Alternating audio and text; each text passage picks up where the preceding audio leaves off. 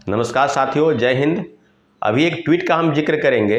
हमारे साथी अमित विक्रम भाई, उनके तरफ से ट्विटर हैंडलर पर एक ट्वीट किया गया है। जो शिक्षा विभाग यानी उनके जिला शिक्षा पदाधिकारी प्राथमिक शिक्षक के पद पर वो कार्यरत हैं अमित विक्रम भाई, और उनको नोटिस दिया गया है। कारण बताओ नोटिस जारी किया गया। सो कॉज आप समझ सकते हैं कि आपने बिहार शिक्षा नियमावली सेवा शर्त सेवा मुक्त होने यानी उसके जो नियम हैं उनके खिलाफ में आपने अनुशासनहीनता का जो है आपने पालन किया है, तो आपको सेवा मुक्त करने के लिए कारण बताओ नोटिस है। आपको जवाब देना है। अगर आप जवाब नहीं देते हैं, कहने का मतलब कि शिक्षा विभाग के अनुकूल आप जवाब नहीं देते हैं, तो आपको सेवा मुक्त किया जाएगा। तो ये काफ़ी दुर्भाग्यपूर्ण है। सारी चीज़ों पर अगर आप ब्रीफिंग करेंगे तो ये आज पहली बार नहीं हो रहा है कि अमित विक्रम भाई पर कार्रवाई हुई। कई शिक्षक नेताओं पर, शिक्षकों पर कार्रवाई के बाद बीपीएससी और शिक्षा विभाग पहले भी की है। तो उम्मीद है कि शिक्षा विभाग कुछ कार्रवाई नहीं करेगी, क्योंकि जो जीविका है, जिस पद पर वो कार्यरत हैं और कई चीज़ों को लेकर उन्होंने संघर्ष किया है, शिक्षक के मामले को लेकर, शिक्षक की समस्याओं को लेकर, और पूरे राज्य में जिस तरह से व्याप्त अराजकता है उसको लेकर मुखर होकर वो बोलते रहे हैं। तो जो चीज़ें हैं निश्चित रूप से उनको जवाब, उनको नोटिस के रूप में जो जवाब मिला उसका जवाब वो देंगे। लेकिन बात होगी कि कार्रवाई आखिर शिक्षकों पर क्यों? अगर शिक्षक नेताओं पर ही क्यों, छात्र नेताओं पर ही क्यों, जो एप्लीकेंट है, जो एप्लीकेशन दिया है उन पर ही क्यों? तो सारी चीज़ों पर अगर आपकी ध्यान इतने हैं, वही शिक्षा विभाग जो बड़े पैमाने पर फर्जीवाड़ा की उस पर तो आप कार्रवाई नहीं कर पाए। सप्लीमेंट्री रिजल्ट पर जिस प्रकार से खेल चल रहा था उस पर तो आप कार्रवाई नहीं कर पाए।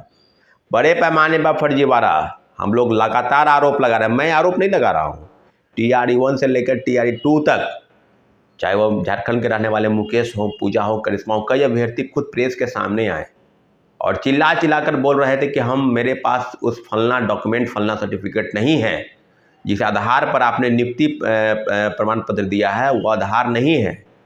आपने ज्वाइन करा दिया, सीटेट फेल वाले को ज्वाइन करा दिया, STT फेल वाले को ज्वाइन करा दिया, डोमिसाइल सर्टिफिकेट फर्जी बनाकर।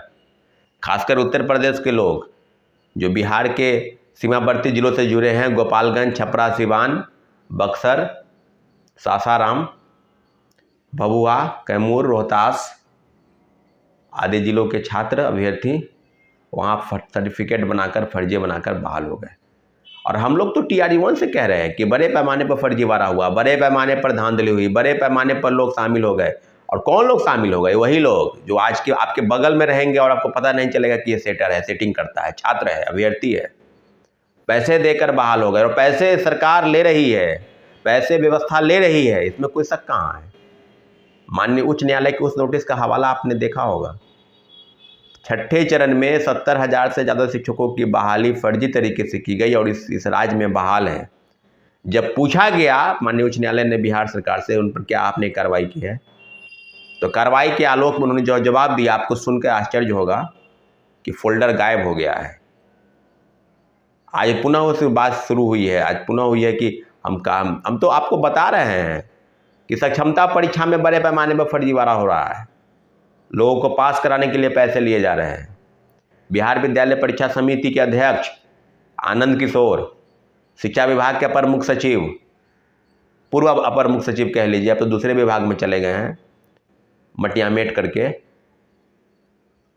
जिनका डंका बता, जो मुख्यमंत्री की ही बात का अवहेलना करते थे और अपने आप को बहुत बड़ा तमाशा समझते थे, के पाठक। और बीपीएससी का पूर्व, जिसको हम ट्विटर बॉय कहते हैं, बीपीएससी को सीधे बदलाव कर दिया।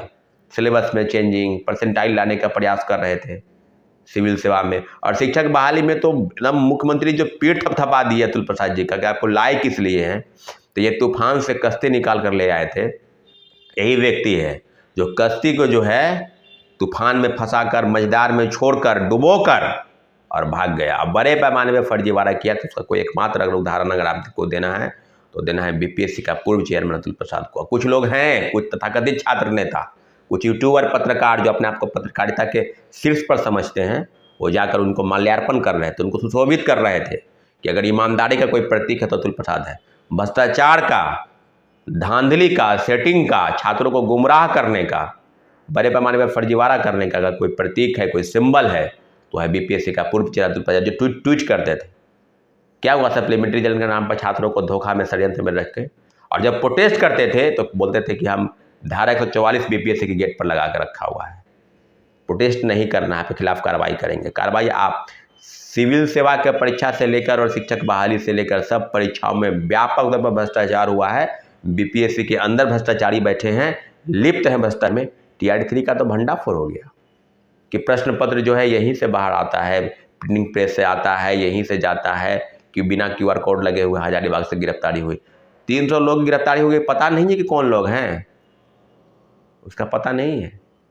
67वीं में आड़ा के वीर कुंवर सिंह कॉलेज में 2 अलग अलग कमरों में 400 लोगों को क्वेश्चन प्रश्न पत्र मुहैया करा देना है 1 घंटा पहले, आपने उसके ऊपर कार्रवाई तो नहीं की।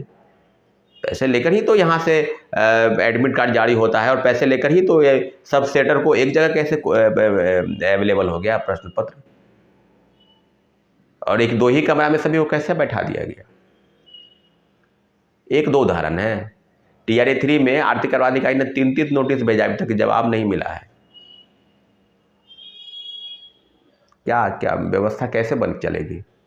और सेटिंग गेटिंग के तहत जिस तरह की चीज़ें चल रही है इस प्रदेश में, पूरे देश में कह लीजिए, कोई राज्य बाकी नहीं है। झारखंड हो, उत्तर प्रदेश में तो पिछले 5 साल से तो बहाली ही नहीं है, जो बहाली आ रही है उसका पेपर लीक हो जा रहा है। बिहार जैसा ही हाल है, झारखंड में भी पेपर लीक हुआ, JSSC का पेपर लीक हुआ, JPSC का पेपर लीक हुआ। मानने को तैयार नहीं है लोग, नीट पेपर मानने को तैयार नहीं। NT अलग ही हलफनामा दायर करिए सुप्रीम कोर्ट में कि पेपर कुछ ही राज्यों में हुआ, कुछ ही सीमित पेपर लीक हुआ ना भाई। अभी तो माननीय उच्चतम न्यायालय को फैसला करना है, वो भी चीफ जस्टिस ऑफ इंडिया को फैसला करना है कि सरकार किस प्रकार, बहाली ही नहीं है, जो बहाली आ रही है उसका पेपर लीक हो जा रहा है। बिहार जैसा ही हाल है, झारखंड में भी पेपर लीक हुआ, JSSC का पेपर लीक हुआ, JPSC का पेपर लीक हुआ। मानने को तैयार नहीं है लोग, नीट पेपर मानने को तैयार नहीं। NT अलग ही हलफनामा दायर करिए सुप्रीम कोर्ट में कि पेपर कुछ ही राज्यों में हुआ, कुछ ही सीमित पेपर लीक हुआ ना भाई। अभी तो माननीय उच्चतम न्यायालय को फैसला करना है, वो भी चीफ जस्टिस ऑफ इंडिया को फैसला करना है कि सरकार किस प्रकार से काम करती है, व्यवस्था कैसे काम कर रही है। बच्चों के साथ, देश के भविष्य के साथ जो खिलवाड़ चल रहा है इस देश में, उसको बदलने की ज़रूरत है। और सारे अभ्यर्थी, चाहे वो बिहार के हों या दूसरे स्टेट के हों, निश्चित रूप से बड़े पैमाने पर फर्जीवाड़ा बेरोजगारों की बहुत बड़ी फौज, पैसे देकर लोग बहाल हो रहे हैं, और गरीब, निसहाय और निर्धन और गरीब परिवार के तबके के लोग, जो एकमात्र उनका सहारा नौकरी है, सरकारी नौकरी करना, उनके लिए बहुत बेकार समय, बहुत ही गलत समय आ चुका है। इसलिए अभ्यर्थियों मजबूत हो जाइए, और व्यवस्था के लिए जो व्यवस्था बदली है, तो व्यवस्था बदली है उसको बदलने का प्रयास कीजिए। अपने मेरिट पर ध्यान दीजिए, आप बेहतर करेंगे, पढ़ेंगे लिखेंगे, बदलाव जरूर होगा। पार्लियामेंट ने एक नियम लाया है, राज्य को भी वो नियम लाना चाहिए, लेकिन इतना ज़रूर है कि जो विभाग है, जो आयोग है, या किसी भी कमीशन में या डिपार्टमेंट में जिस तरह की अनियमितता बरती गई है और बढ़ती जा रही है, उसके खिलाफ में सरकार को कार्रवाई करनी। अगर आप कार्रवाई नहीं करते हैं तो निश्चित रूप से सारे जगहों पर अराजकता का माहौल कायम हो जाएगा, और छात्र, अभ्यर्थी और जो एप्लीकेंट हैं, जो आवेदन के माध्यम से नौकरी पाना चाहते हैं, उनके लिए पूरी तरह से रास्ता बंद हो जाएगा। इससे बहुत ही बदलाव की ज़रूरत है। और कोर्ट के संदर्भ में आपको सप्लीमेंट्री रिजल्ट के संदर्भ में जो भी याचिका है, सबको आपको बता दिया गया है कि फैसला रिजर्व हो गया है। आने वाले समय में, आने वाले 1 सप्ताह के अंदर वो आपको ऑर्डर भी जो है वो जारी हो जाएगा। ठीक है साथियों, धन्यवाद, जय हिंद।